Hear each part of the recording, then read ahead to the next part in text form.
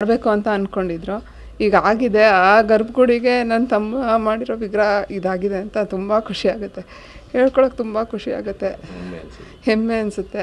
ಇಂಥವ್ರು ನನ್ನ ತಮ್ಮ ಅಂತಲೂ ಹೇಳ್ಕೊಳಕ್ಕೂ ತುಂಬ ಖುಷಿಯಾಗುತ್ತೆ. ನಮ್ಮ ತಂದೆ ಇರಬೇಕಾಗಿತ್ತು, ಎಲ್ಲರೂ ಖುಷಿ ಪಡೋರು.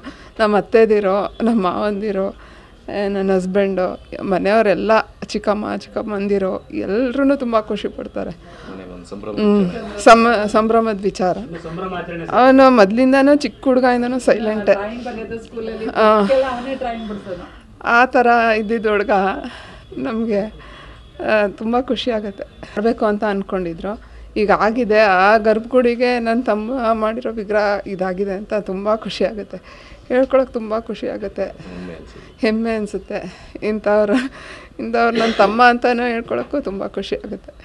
ನಮ್ಮ ತಂದೆ ಇರಬೇಕಾಗಿತ್ತು, ಎಲ್ಲರೂ ಖುಷಿ ಪಡೋರು. ನಮ್ಮ ಅತ್ತೆದಿರೋ, ನಮ್ಮ ಮಾವಂದಿರೋ, ನನ್ನ ಹಸ್ಬೆಂಡು, ಮನೆಯವರೆಲ್ಲ, ಚಿಕ್ಕಮ್ಮಂದಿರೋ ಎಲ್ಲರೂ ತುಂಬ ಖುಷಿ ಪಡ್ತಾರೆ.